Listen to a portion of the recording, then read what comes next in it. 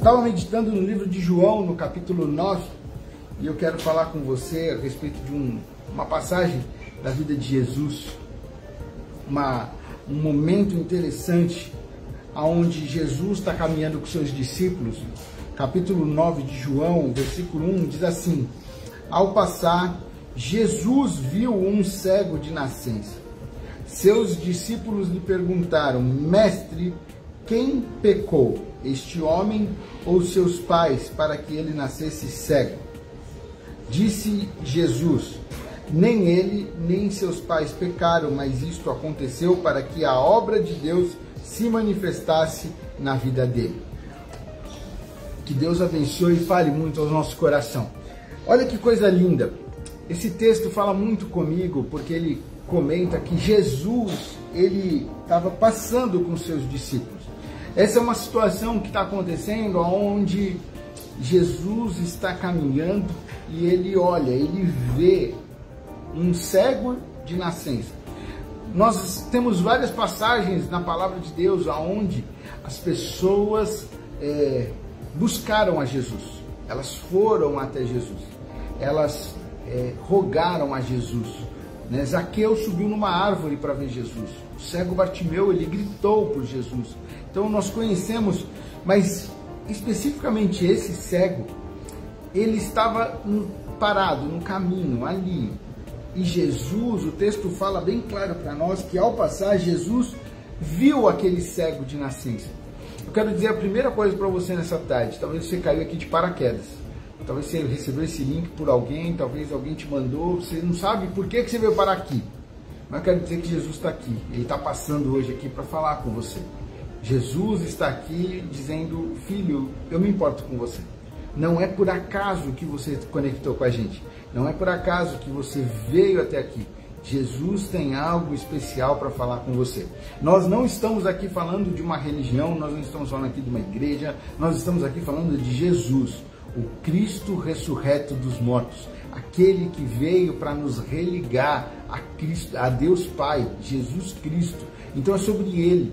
Então eu quero dizer para você, assim como nessa passagem Jesus estava passando e viu um cego de nascença, Jesus está falando para mim e para você que Ele está passando aqui, Ele está olhando a nossa vida, Ele está prestando atenção na nossa vida, Ele sabe da nossa caminhada, Ele sabe daquilo que nós estamos vivendo, Ele sabe por que você conectou nessa live, Ele sabe, Ele está aqui, Ele é presente, porque a palavra de Deus diz: onde estiverem dois ou mais reunidos no nome de Jesus, ali Ele está. E Ele está aqui, porque essa união, essa reunião de pessoas não está limitada a um local físico, não está limitada a uma casa, a um encontro físico, mas nós temos o privilégio de ter as redes sociais e hoje nós estamos aqui com mais de 70 aparelhos conectados juntos em nome de Cristo, no nome de Jesus, e Ele está aqui, Ele está aí onde você está, na sua casa, talvez no trânsito, talvez você está saindo do trabalho, talvez você está no ônibus, onde você estiver, Ele está aí com você, porque você conectou com a gente, e aonde estiverem dois ou mais reunidos em torno do nome do Senhor, ali Ele está presente aqui, e Ele está falando: filho, eu estou passando, eu estou aqui, eu estou te olhando. Esse homem, ele tinha uma situação, ele era cego de nascença, ele era um cego, ele nasceu desse jeito, ele, desde que ele se conhece por gente, ele é cego, o texto deixa bem claro, e Jesus está aqui com seus discípulos, e os discípulos fazem uma pergunta a Jesus, e qual é a pergunta? Eles perguntam: mestre, quem pecou, este homem ou seus pais, para que ele nascesse cego? A segunda coisa que eu quero falar para você, é normal do ser humano querer ou buscar um culpado para aquilo que nós estamos vivendo. É normal, o ser humano sempre quer buscar uma justificativa. Eu tenho enfrentado muito isso com os meus filhos, Eu estou nessa fase de ensinar, de educar. Eu tenho um filho de 8 anos e uma filha de 2 anos. E é interessante porque tudo tem uma justificativa. Hoje mesmo o Thiago chegou da escola e ele mandou uma carta via correio para casa. E essa carta não chegou. E a gente achou engraçado, porque a carta não chegou. Por que essa carta de todos os amigos chegaram e a dele não chegou? Quando foi hoje, ele chegou da escola e falou assim: tá vendo, pai? O correio não mandou a carta lá para casa, ele devolveu para a escola. Ele estava bravo. E eu falei: filho, por que ele devolveu a sua carta? Quando eu peguei a carta, o número está errado. O número que ele escreveu estava errado. Eu falei: filho, você escreveu o número errado. Mas a professora fez... Eu falei: Tiago, você escreveu errado. Sabe, a culpa da carta não ter chego em casa é sua, porque você escreveu errado. Como que o correio vai saber, como o carteiro vai saber que você Não, a sua letra está errada. Então, você escreveu, então assume a responsabilidade, assume. Jesus está falando aqui, eles estão querendo arranjar um culpado para aquela situação. Eles estão querendo mostrar que aquele homem é fruto de um pecado, que aquela situação, ou ele pecou, ou seus pais pecaram. Então é comum do ser humano, do homem, querer encontrar um culpado para uma situação, para aquilo que nós estamos vivendo. E eu quero dizer para você que o que você está vivendo não é por acaso. Sabe, Deus tem um plano, Deus tem um propósito. E como que eu posso te dizer isso? Porque ele fala aqui na sequência que nós lemos. Jesus disse: nem ele, o cego, nem seus pais pecaram, mas isto aconteceu para que a obra de Deus se manifestasse na vida dele. Olha que coisa interessante para mim e para você. Existem coisas que sim, nós ocasionamos, mas existem coisas na nossa vida que acontecem para que a glória de Deus possa ser manifesta. Sabe, as lutas que nós passamos, as situações que nós enfrentamos, as questões que nós corremos aí durante o dia, durante a nossa caminhada, tudo é para a honra, glória e louvor do nome do Senhor. Entenda que essa luta do presente que você está vivendo não é maior do que a vitória, do que a conquista, do que a exaltação do nome do Senhor lá na frente. Fica firme, não se volte contra o Senhor. O interessante é porque muitas vezes nossa tendência humana é reclamar com Deus. É falar: por que eu estou fazendo isso? Por que eu estou passando isso? Eu sou fiel, eu vou à igreja, eu faço isso, eu dou o dízimo, eu sou ofertante, eu sou isso. E nós nos colocamos numa posição extrema. Nós somos, a gente costuma dizer aqui, o quarto da Trindade. Sabe? Não existe gente mais santa do que nós. E por que eu estou passando por tudo isso? Eu quero dizer que você está passando por isso para que a glória do Senhor possa ser manifesta. Não são as nossas obras que mudam ou que alteram o que Deus tem para nós. Sabe, o que o Senhor quer, ele tem um texto que ele fala assim: te levei ao deserto para saber o que estava no teu coração. O que o Senhor muitas vezes está mostrando para mim e para você no nosso caminhar, ele quer saber aonde está o nosso coração. O que tem tomado o nosso coração? Qual a verdade? É tão lindo levantar as mãos, falar de Jesus enquanto tudo vai bem. Mas é na adversidade, é na tribulação, é nas faltas, é nos problemas, é nas circunstâncias que nós verdadeiramente reconhecemos o Senhor. É nas dificuldades que eu e você, nós manifestamos o que realmente toma o nosso coração. E Jesus está falando aqui para os seus discípulos, mostrando para eles e falando assim: não foram seus pais que pecaram, nem esse homem que pecou, mas isso está acontecendo para que o Senhor possa ser glorificado. E a continuação no versículo 7 diz assim: então lhe disse... o versículo 6, tendo dito isso, cuspiu no chão, misturou a terra com saliva e aplicou aos olhos do homem. Então lhe disse: vá lavar-se no tanque de Siloé, que significa enviado. O homem foi, lavou-se e voltou vendo.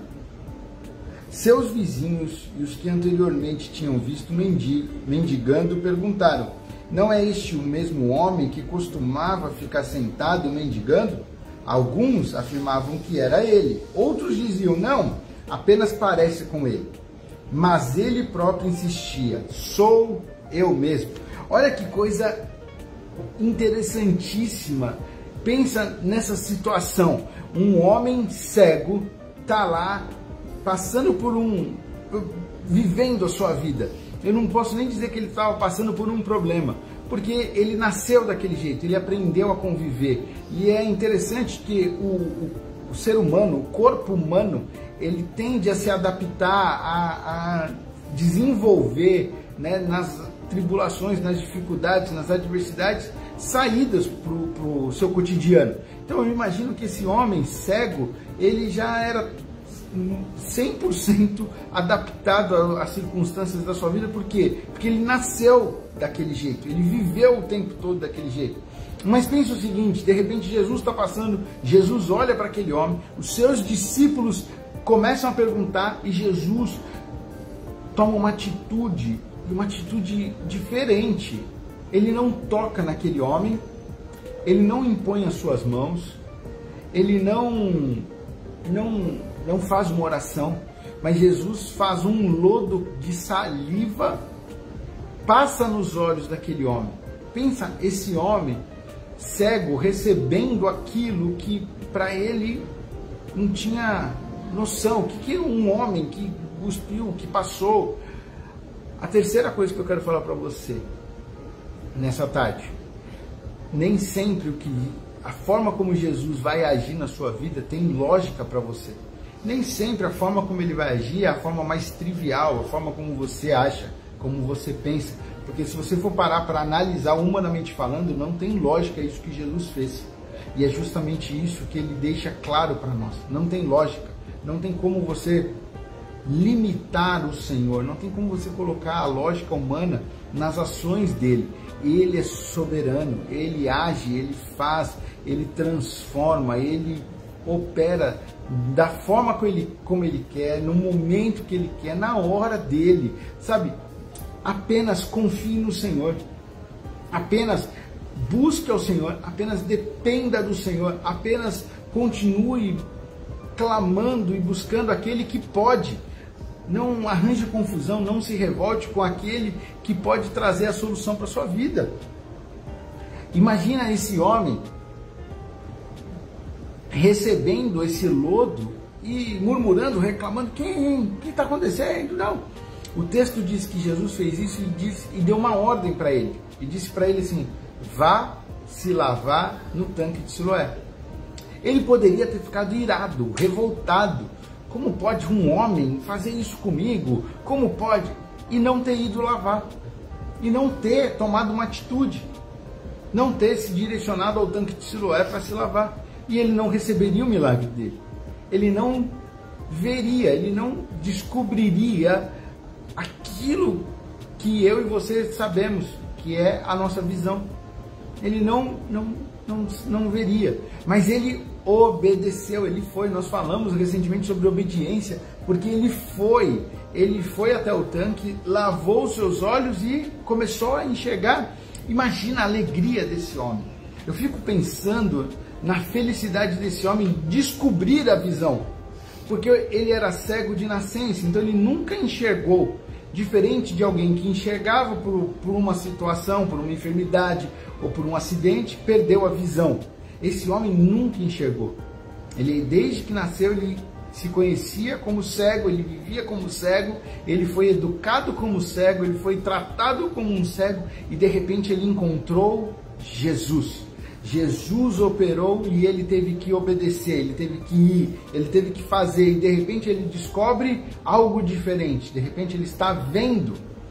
E as pessoas começam a perguntar: quem é? Esse não é aquele que mendigava?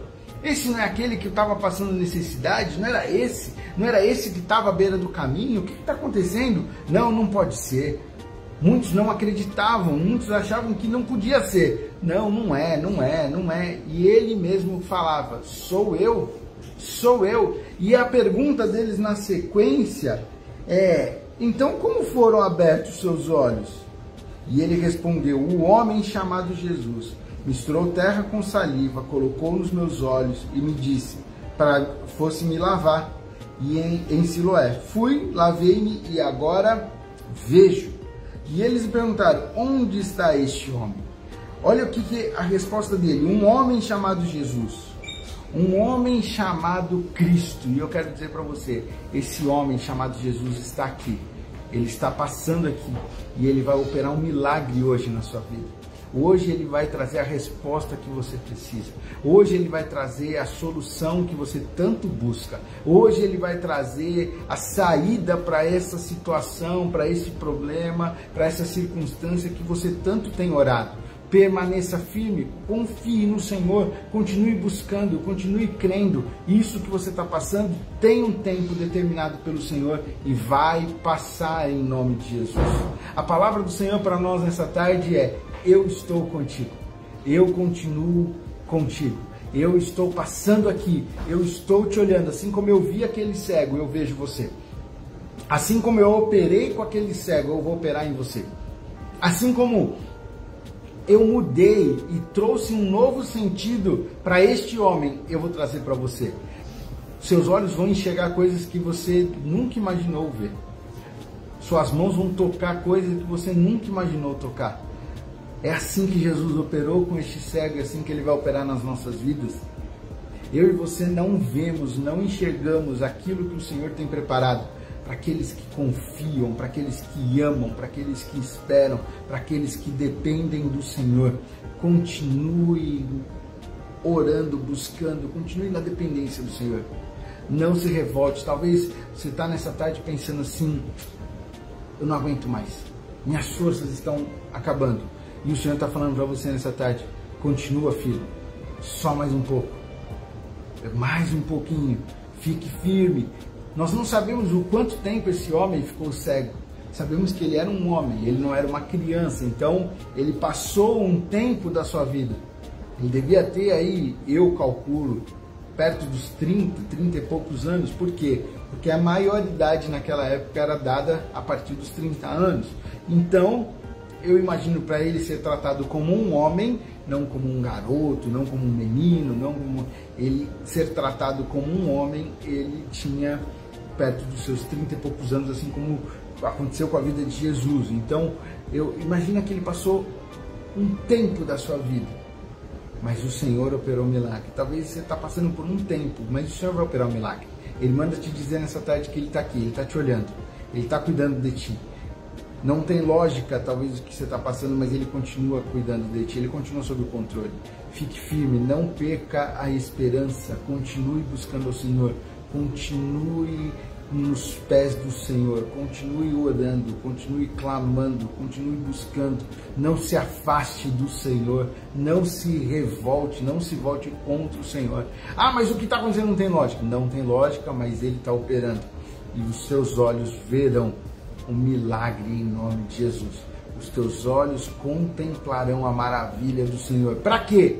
Para que Ele possa ser honrado, glorificado, exaltado, engrandecido sobre a sua vida, sobre o seu lar, sobre a sua família. Muitos vão olhar e vão falar: não era você? Não era você que estava passando necessidade? Não era você que estava ali? Não era você que estava mendigando? Não era você que estava... Você vai falar: sim, Jesus Cristo mudou a minha vida. Jesus Cristo mudou a minha história. Jesus Cristo mudou a minha sorte, em nome de Jesus. Eu quero orar com você nessa tarde. Quero orar com você que está aqui comigo, que está passando por uma luta.